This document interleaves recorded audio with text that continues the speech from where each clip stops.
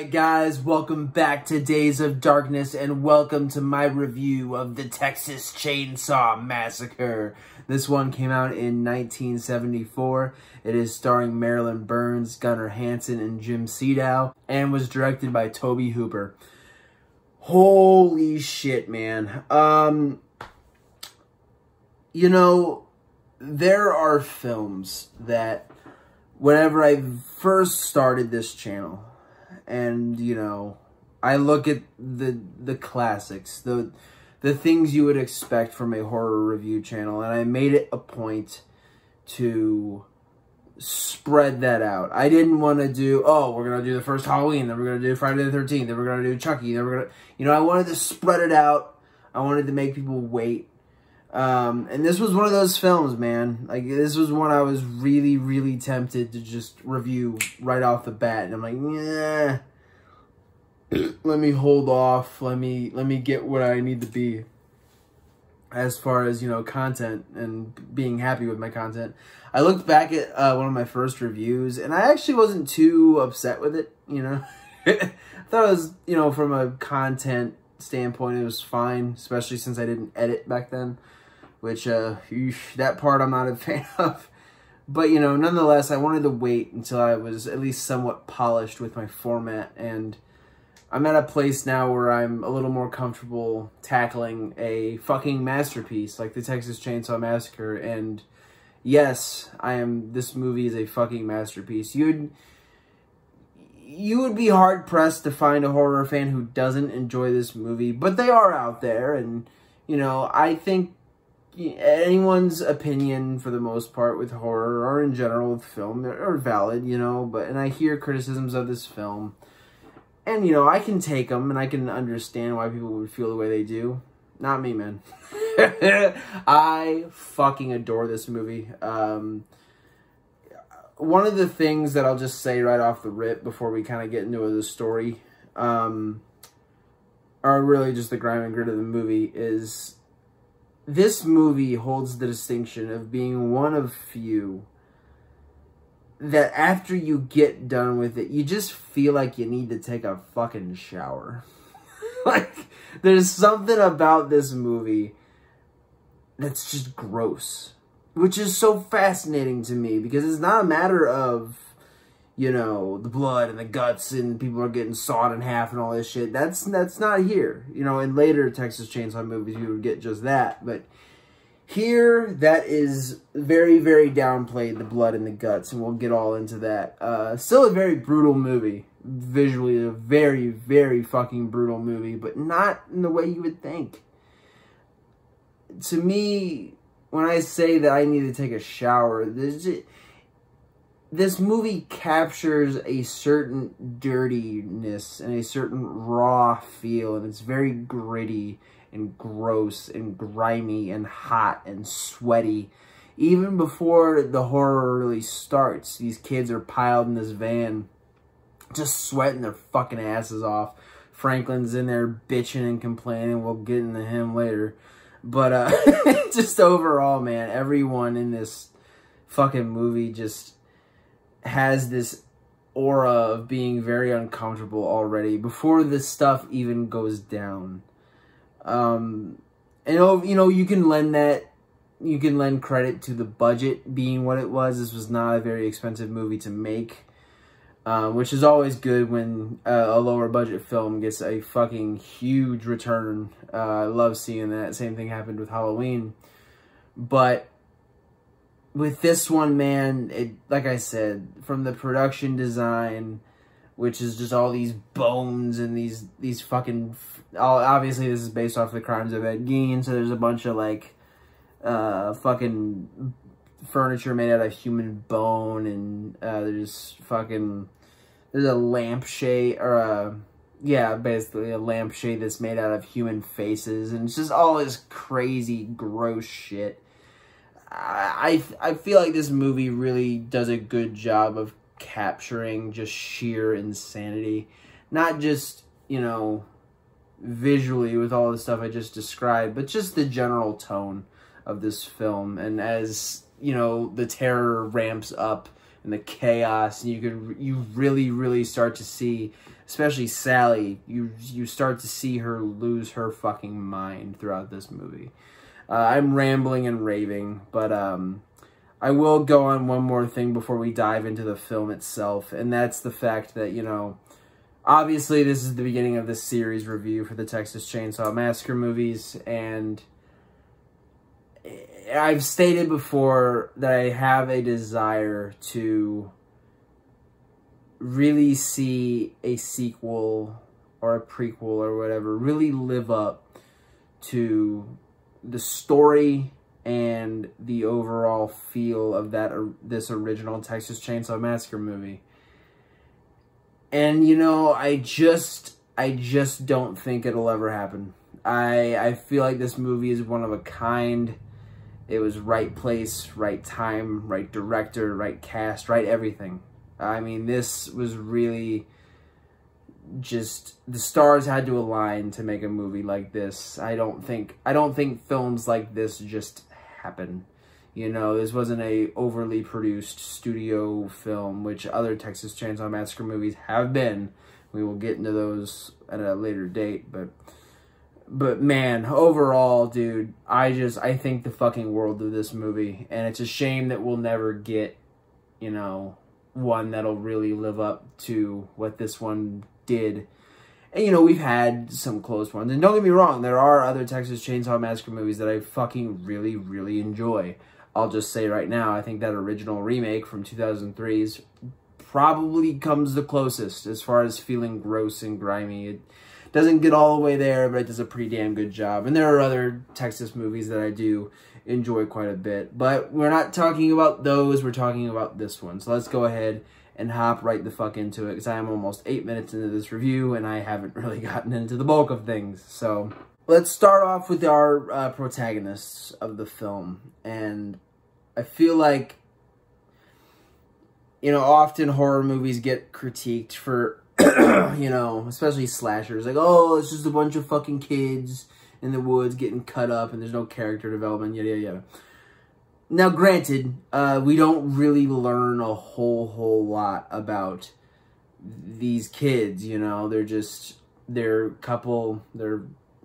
innocent kids on a road trip. But to me, I give props to the casting and also the performances, man. Say what you will about character development and all that, and you're valid for thinking that way. But what makes these characters so effective, and also props to the opening dialogue as well, talking about, you know, innocence. I can't remember it verbatim, and I'm not going to butcher it, but just really illustrating the fact that these kids were just nothing more than innocent fucking kids, just traveling during summer, trying to have a good time. And, you know, that opening dialogue is very sad and very eerie, because you immediately know that most of, if not all of these kids are gonna fucking die throughout the course of this movie. But after that's done and we're actually introduced to the kids, we really get a sense of these guys being legit, real friends, you know? And obviously Sally and Franklin are, you know, brother and sister, and I'm pretty sure they're Pam and I can't remember the dude's name. Shit. Anyways, you know, and some of them are dating one another, yada, yada, yada, you know, but overall, you get the sense that these people do care about each other. I feel like everyone in that van except Sally honestly hates Franklin. But other than that, they all seem to really get along, and they all seem like real, genuine friends just going out to have a good time, which, as that dialogue says in the beginning, makes the events that much more tragic. I feel like their performances are just as important to making this film effective as Leatherface, Hitchhiker, or Cook. You know, really, really, really impressed with all these guys and their performances and all that. But I will say this, fuck Franklin. You know, some people feel bad for Franklin. You know, he is bound to a wheelchair, which is sad. Good God, man, that dude, That's the type of guy you don't want to be in a fucking hot Texas heat van with for like however many hours they've been traveling. That guy is intolerably annoying. And, you know, I know the actor has stated before that he would stay in character on set and people would just avoid him, and I understand why. You know, he purposely delivers his lines very annoying. Sally? Wait a minute? Sally? Like, it's just, oh my God. And then he's in the, they're in their grandparents' house. Fucking just intolerably annoying. Come along, Franklin. It's gonna be real fun. God, I can't talk about fucking Franklin anymore. We'll talk about his death, though. Actually, I will talk about Franklin a little more because eventually these guys are just in this van and Pam's reading horoscopes and Franklin's bitching and yada, yada, yada. And finally, they pull up and they pick up a hitchhiker. And actually, a stop before that, they pick up some... Wait, is it before? Yeah, whatever. They pick up the hitchhiker. Now, we gotta talk about Nubbins Sawyer, the hitchhiker, man. Holy shit. To me, this scene sets the tone for the film. You know, I know Leatherface is the icon of this franchise, and rightfully so. He is easily the most compelling of the three villains because he's just so fucking strange, you know? And tragic, honestly, as well. But, damn, dude. You know, there's a reason why in Texas Chainsaw Massacre 2, they basically cloned the hitchhiker, because the hitchhiker meets a very grisly end at the end of this movie. But, I mean, that character is just so damn effective. And he comes in and you just immediately understand that this dude is fucking bad news. He starts talking about, you know, killing cows and how the nail gun ain't, you know that gun ain't no good. We used a hammer. Yeah, they died better that way. You know, he's just so fucking just tweakish and skitty and fucking skitty. That's a word, right? Yeah, we'll go with it. But yeah, man, he's just so fucked up. Like, it just progressively gets worse. You know, he cuts his own palm in an effort to, like, impress these kids. And when they're not, he's, like, embarrassed. And then he just goes back to doing his own thing. He takes a fucking picture of Franklin. And he's, like, tries to charge him money for it. And he's like, they're like, no, dude. So he sets the shit on fire. Fucking cuts Franklin's arm at one point. And they boot him out. It's like... You know, it's that whole scene, and I really didn't do it justice, but that whole fucking scene, man. Like I said, Leatherface is the star of the show here as far as the villains are concerned, but good God, man. Hitchhiker fucking rules. While we're talking about the Sawyers, let's real quick, before we get to the main course, we'll get into fucking the cook, Drayton Sawyer. Man, I feel like of the three, people don't really talk about Jim Sedow's performance. Rest in peace. Rest in peace, honestly, to there's a lot of people in this movie who aren't here anymore, which really sucks. Obviously, Marilyn Burns, Gunnar Hansen, Jim Sedow, I can go down the fucking list. Sucks, man. Rest in peace. Thank you for giving us an awesome fucking movie. Anyways, I feel like of the three villains, Jim Sedow, people don't really talk about him enough. And that chaps my ass, man, because to me, his performance just... There's something about him, you know, and when obviously we're leaping around. If you want to watch the movie, go watch the movie. But, you know, Sally's obviously distraught. All of her friends are fucking dead. And she comes up to this cook, and he's so friendly, and he's so nice, and, you know, he's trying to comfort this girl. He even goes outside to, you know, see if the big bad's still out there. And then he just immediately, like, and he starts hitting her with a fucking broom, which honestly is pretty funny looking, to be honest. But, you know, he starts fucking just whacking her with a broom, and he ties her up and kidnaps her, and then he just plunged immediately back into this fucking madness. I think that's a really compelling villain right there, man, because he even, you know, they kind of went a unique route with him, and he doesn't kill people. He doesn't like killing people. He lets his brothers take care of that. When I was a kid, you know, I feel like a lot of people felt like this, but I just thought he was their dad. You know, obviously, I've been watching this movie for fucking years now, so I've known a while that he's their brother, but it just doesn't seem right. But this whole fucking family dynamic doesn't really seem all that right. So, yeah, man, I really, really like the cook in this, Drayton Sawyer. I feel like he's such a fucking fun character. Love that we get him in the second one, too, which we'll talk about, you know, at some point. But anyways, all props to Drayton Sawyer, but we got to get into our main course as far as the villains are concerned, and that is Leatherface, man.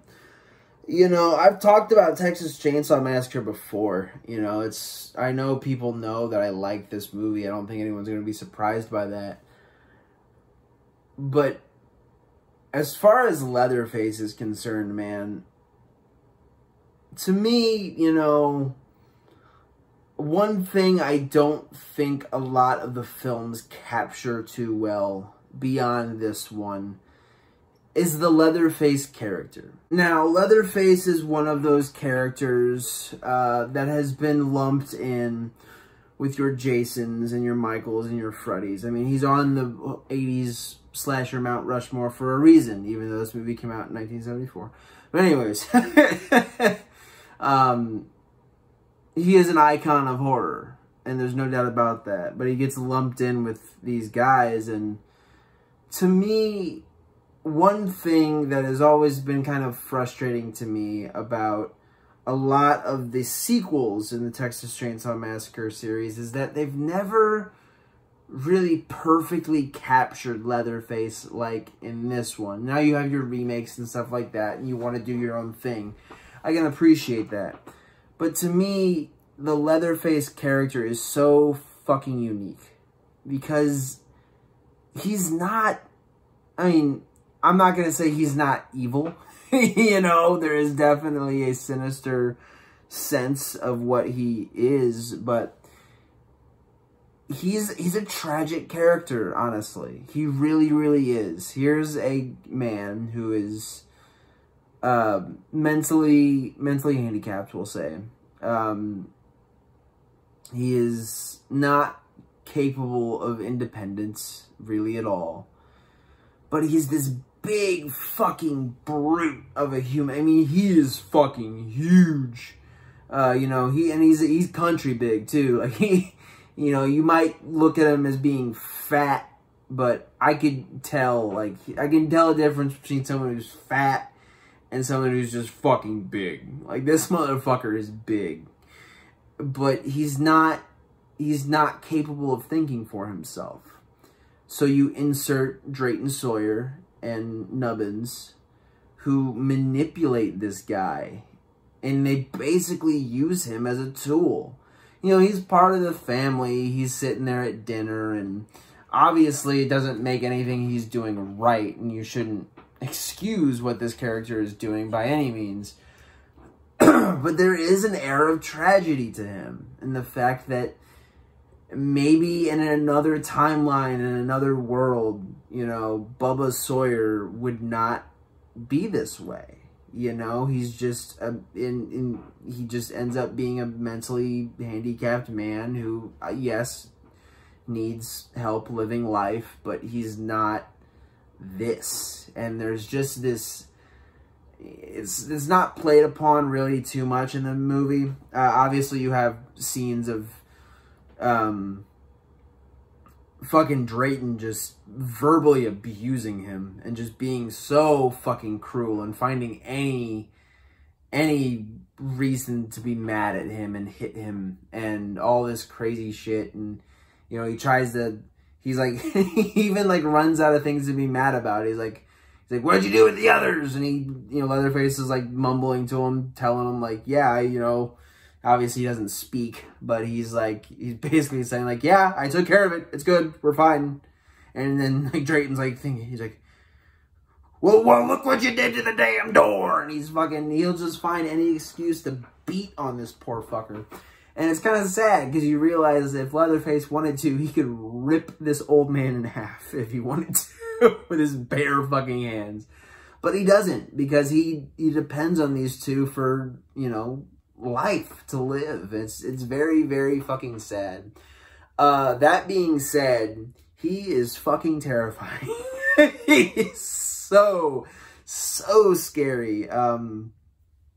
Obviously when we first get our first visual of Leatherface, when old boy is the first to walk into the house, which that's another thing. Leatherface is not actively going out and hunting these people for, you know, for food. He's not a hunter. He's literally just in his home. And, you know, these kids are looking for gas. They're looking to fill up their tank so they can leave. A real problem with the time this was made was gas shortages and stuff like that. But anyways, this isn't a history lesson. This is a review of Texas Chainsaw Massacre. So they're just looking for gas, and this guy walks in, and, you know, you already get this very uneasy feeling. He's approaching this hallway with all these skulls and this red wall. You know, he starts coming up, and then you just see this big hulking motherfucker with a meat hammer. Or, not a meat cleaver, meat hammer. Meat, what the fuck ever. It's got a big ass fucking hammer. Just smashes this dude's shit in. Absolutely fucking brutal. We'll get into the kill of the film later, but that's our first, you know, he kills him. He drags him into the fucking hallway and then just slams that door. And that's our first appearance for Leatherface ever. And it's like, oh my god, this is fucking scary. And by that point in the movie, if you're watching it for the first time, you're not under the impression that this is just a mentally handicapped man. You know, you have no idea. You just think it's fucking maniac. And as it goes on, and these teenagers keep fucking coming into his house, he gets more and more scared and frustrated. And he doesn't know what the fuck's going on. All he knows is that he's trained to kill these people. And, you know, obviously store them for food, yada, yada, yada. But, fuck, man. Like, he's just... There's even a scene where the third guy, he comes in. He's had to kill 3 people now. And he just sits down in his fucking window and he's rocking back and forth. And he's having a fucking panic attack, basically. He's like, what the fuck is happening? He just doesn't get it. All he knows how to do is kill. And that's it. And that's just all he's supposed to do. And like I said, man, there's an air of tragedy to that character. And obviously we got to talk about his defining trait of cutting people's faces off, and then wearing them over his own face. To in this one, it's pretty much established that he's just doing it to do it. And there's really no reason for it. We never see him without a mask over his face, so we don't know if there's a real reason for it or if he just does it. You know, it's pretty clear, though, that he's just fucking... Yeah, I mean, yeah, he's obviously crazy. There's obviously an air of him, you know, being evil to a certain extent, but it's not by his own accord. And I'm one of the fans who thinks that if he had a better upbringing, he wouldn't be like that. Because there is an air of, like, innocence to him, but it's just been perverted beyond belief. Moving on of my rambling about Leatherface. Fucking amazing character. But yeah, man, this fucking movie is insane. Like, once the shit in the van happens, it all goes downhill from there for these guys, you know. Shout out to Franklin eating the barbecue from Drayton's barbecue joint, and when you watch it back, you realize, like, oh yeah, he's straight up eating people. And like, as a kid, he's eating like sausage, and as a kid, I just straight up thought he was eating a dick, because I didn't know. But You know, in my adult brain, it's like, okay, that's probably sausage. Yeah, I don't think he would just be eating a fucking penis. But, keeping it classy here on DOD, baby. Anyways, so, you know, like I said before, they run out of gas and they, the boyfriend and the girlfriend go and he fucking gets hammered.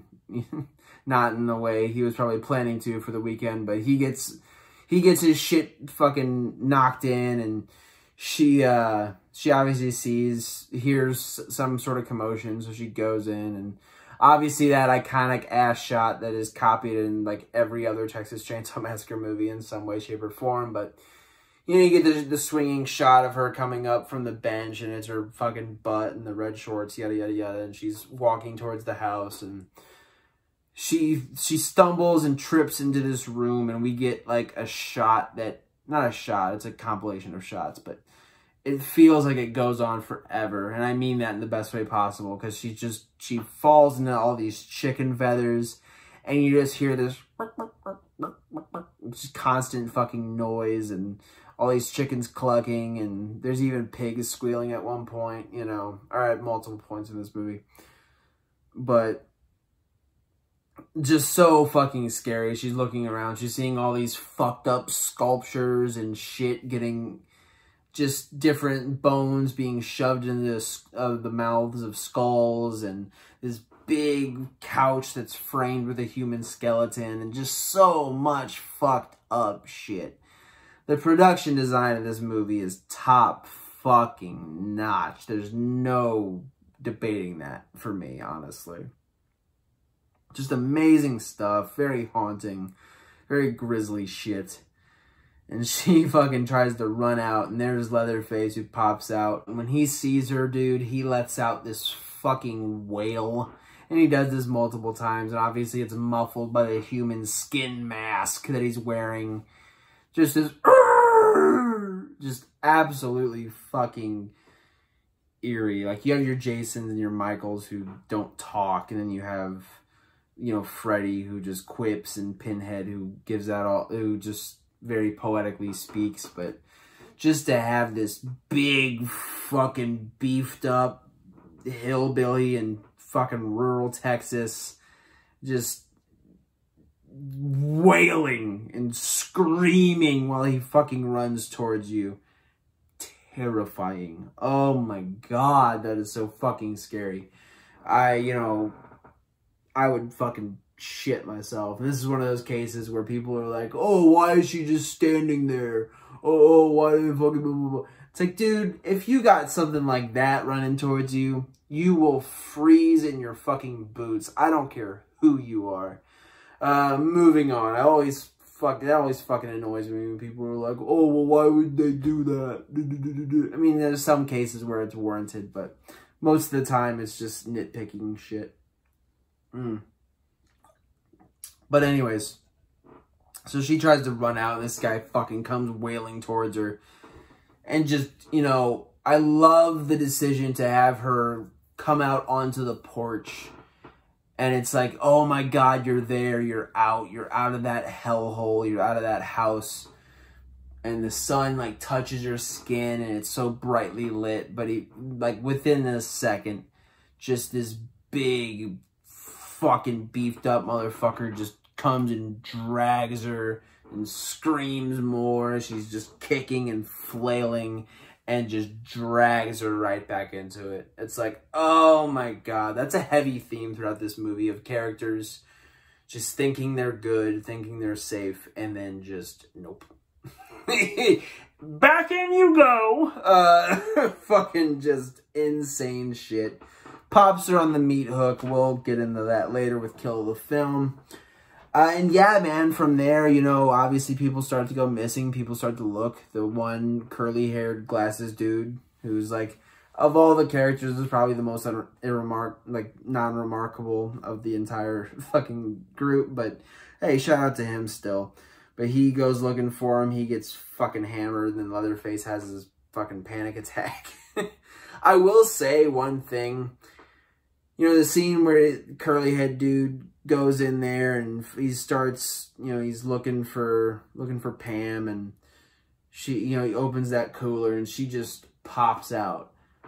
It's pretty clear that she's dead. So what the fuck made her just spring out of that freezer like that? Is she not dead? You know, I mean, but I don't understand how she wouldn't be. And you can go on forever, but that scene's always confusing to me. Maybe it's supposed to make you think about it, like, is she dead? Is she just suffering still, or what the fuck ever, you know? But it is pretty, it's a funny visual when he hammers this dude's face in, and he just shoves her back into the fucking, I know I'm fucked up, but just him, like yeah, just fucking putting her back in. And like I said, man, he's scared, you know, he's fucking terrified. He's never, I mean, it's not like he's never had to kill people before, but he's just like, what the fuck are these people doing? You know, it's crazy, but that is a funny visual for me. But yeah, we'll skip forward a little bit. We see Franklin and Sally fucking running through the woods, and Jerry, that's one of the guys' names, Jerry. I remembered some shit.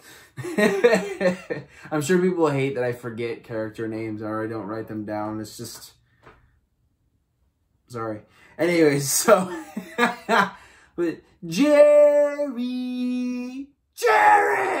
just constantly. It's kind of fucking annoying, but whatever. But they're fucking looking for their friends. And, yeah, man, Leatherface just pops out and just completely destroys Franklin.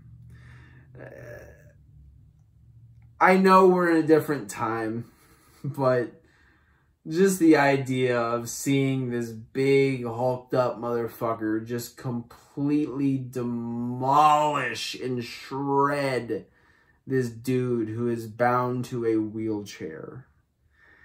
It just shows, man, back then they just did not give a single shit. They're like, we don't care what problems you have, who you are, gender, whatever.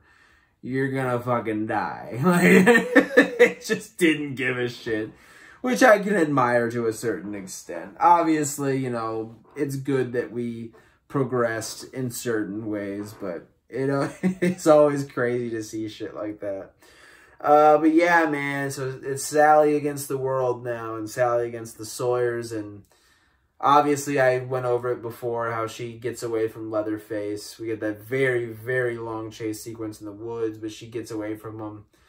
And like I said before, with Pam getting drugged back into the house, she thinks she's out. She thinks she's safe. You know, she's with Drayton Sawyer now. But nope, he fucking knocks her clean out with a broom, which, but whatever. He fucking knocks her ass out and just kidnaps her. And again, something I didn't mention with the Drayton Sawyers, when he's fucking driving along, and he just starts like starts poking her with the fucking broom. It's like, I know Tobe Hooper intended this to have comedic elements to it.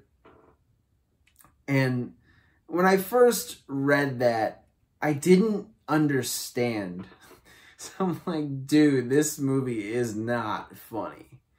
Like, at fucking all. But, you know, the more I familiarize myself with it, and obviously I've watched it plenty of times before, but I can kind of see why he would say something like that, and why he would, you know, want to have, or why he thought this movie would have comedic elements to it and would get some laughs if you got a real fucked up sense of humor. But to me, there's just so much dread and just gross fucking dirty grit in this movie that it's almost impossible for a normal moviegoer to like find any humor in this whatsoever. But, you know, the more I familiarize myself with certain little aspects of this film, I can see what he was going for. But yeah, so he drags her back, and then we get the dinner scene, dude. And oh my God. You know, you talk about iconic scenes in horror. To me, this is in the top 5. I don't see how it couldn't be. Obviously, there's a lot of stuff going up against it. But just to see these 3 cannibalistic maniacs just sitting at this dinner table eating what I can only imagine is people. And you have this poor innocent girl, just Sally Hardesty, just sitting at this table, just fucking screaming and crying her lungs out. Like, this woman is just in a situation where there's seemingly no coming back from it in any way. Like, you're fucked. She's tied to a chair, which upon multiple viewings, you can actually see that that is constructed from another person. So her arms are tied to a dead person's arms and all this shit. And it's like, oh my God, dude. Like, I don't even know.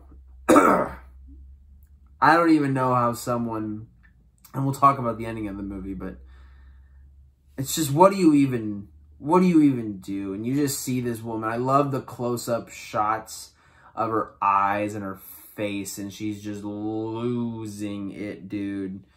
You know, you can see the bloodshot in her fucking eyes. And obviously, you know, there's the infamous story of it being very, very hot in that room during that dinner scene. And you literally hear stories about, you know, Gunnar Hansen, who plays Leatherface, having to, like, go outside, lift his fucking mask up, and just blow chunks because the meat that was on the table, which was actual fucking meat, it was not prop meat or bullshit or anything like that. It was real meat, and it was starting to cook and rot from the extensive shoot, and it just smells so bad. So, to a certain extent, like, you're not acting anymore if you're Marilyn Burns. You're just fucking... I imagine it was, you know, obviously, I do not envy her job at all in that case.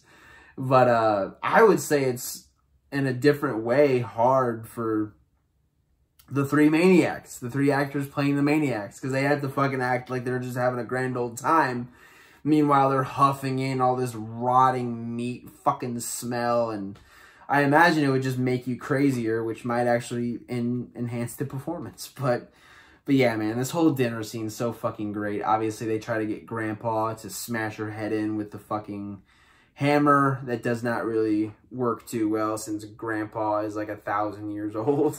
But when they like cut her finger and they have him like suck on it and shit, and he starts like, you know, it's just like, I don't even know how to describe what I'm doing right now, but that's what he does. He just does this because he's so happy he's sucking on some fucking blood. And it's like, oh my God, what the fuck? But yeah, they try to put the hammer in his hand and he just keeps fucking dropping it because he can't hold anything at all. Then she eventually escapes though. And we get that infamous last chase, man. And the hitchhiker's cutting her fucking back up as she's running away, and he's having a good old time. Meanwhile, the semi's coming up behind him. And we'll get into it later, but yeah, that's it for the hitchhiker. Then Leatherface catches up to her, and yeah, man, she eventually, this truck driver gets out, helps her out. You know, the truck driver throws a wrench at Leatherface, hits him square in the fucking forehead. Leatherface goes down and just saws into his own leg. Fuck. I said that this movie wasn't very graphic, and it isn't, but that scene of that fucking chainsaw just chewing his leg, it's like, ugh. Again, it's not a whole lot. It's just a little bit of fucking meat and flesh coming off of his leg, but it's like, fucking gross, man. That scene, anytime I watch this with someone for the first time, that shot of that chainsaw going into his leg always gets him. Doesn't matter who it is. Fucking rad. But yeah, man, so he's limping. He's still trying to get her, though. And she ends up hopping in the back of a pickup truck. And this is the scene where, you know, Marilyn Burns thought she was done with the film, which is a relief given the heat and the just crazy experience that it was filming this movie. And then they call her back for reshoots, and this was one of the reshoots. This was the last reshoot, actually, of her, you know, in that back of that truck as Leatherface swings his chainsaw around, doing that dance of his, and you just see this woman just maniacally laughing. It's it's a laughter of victory, but, you know, and it's a happy ending. It really isn't. You know, given what she has just gone through, she's done. There is... The Sally Hardesty we all knew is gone. And now we just have this broken, this psychologically and somewhat physically broken woman who is just never, ever gonna be the same. You know, as obviously I wouldn't want to get fucking murdered and eaten. But I would imagine for a character like that who now has to endure a life of just psychological brokenness. It's like, I would have almost rather have just died. It's like, fuck, dude. There's just no coming back from that. Like, sure, you can get therapy and you can recover and all that, but it's gonna be a hard life for young Sally Hardesty. And, you know, I know we get her in the 2022, and it's fine, I guess, but to me, that character should have just been left right there. It's just, she's doomed to this life of just complete fucking mental brokenness. But yeah, man, so she speeds off in that pickup truck, and we get to Leatherface. Again, an iconic shot of him just swinging that fucking chainsaw around, and he is in his suit that he probably got off some fucking dead guy that he killed. And he's just fucking swinging around his chainsaw. And in one of the best endings in horror history, and I maintain that, it is one of the best fucking endings in horror ever.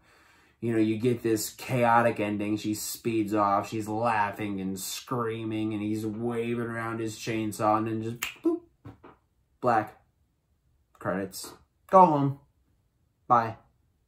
It's like no relief, no cool down from the insanity. It's just level 100, then bye. Go. See ya. End of movie. Fuck me, man. Really? Yeah, dude. Amazing ending. Amazing fucking movie, dude. Just so much fucking fun. And yeah, dude, that'll do it for the review portion of this video. But you know what we gotta do now, baby? We gotta get into the blood, the guts, and the gory bits. We gotta get into my kill of the film. Stick around. As I've said before, the Texas Chainsaw Massacre is one of the most chaotic, brutal, frightening fucking movies of all time.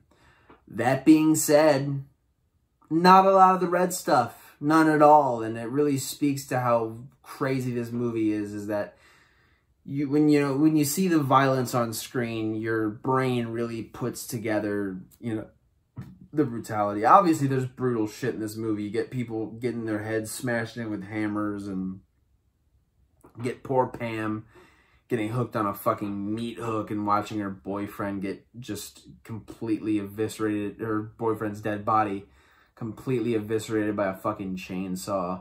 One thing I didn't mention about the boyfriend's death is that, you know, when he first sees Leatherface, and he, you know, Leatherface comes down with that fucking hammer and just smashes his fucking head in, he does not immediately die, you know, and it's a callback to when they're discussing the butcher shop and how the hammer, it would take a couple licks to kill the cow.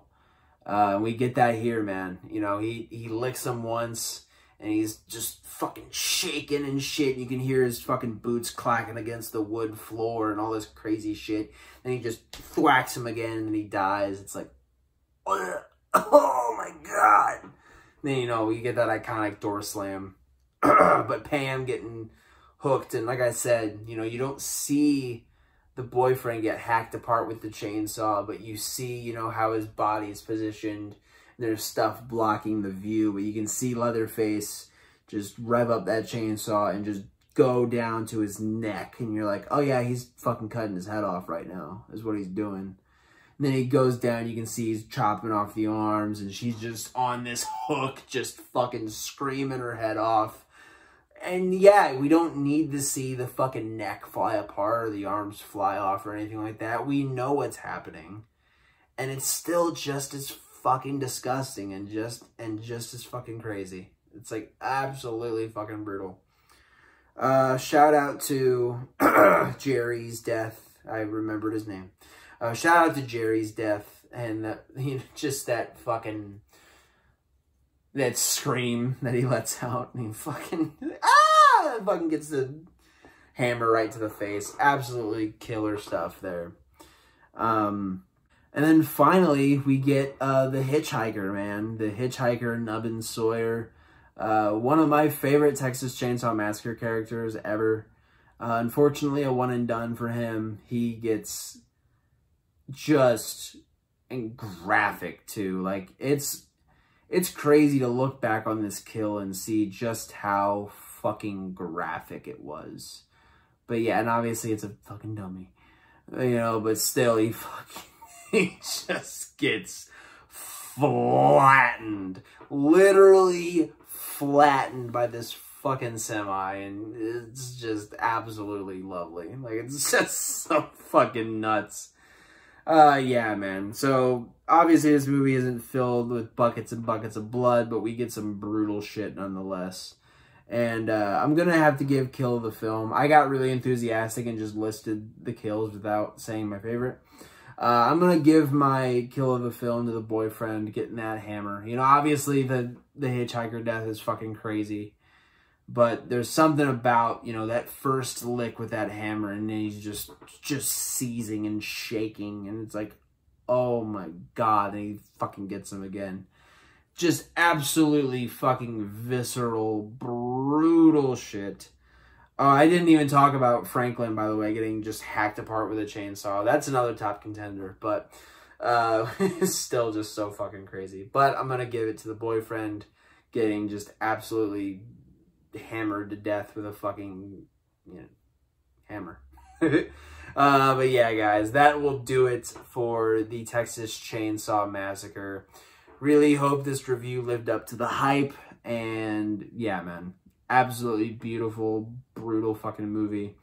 Next time on Days of Darkness, I am finally living up to my promise, and we will be talking about Hellraiser 2022, the most recent Hellraiser film.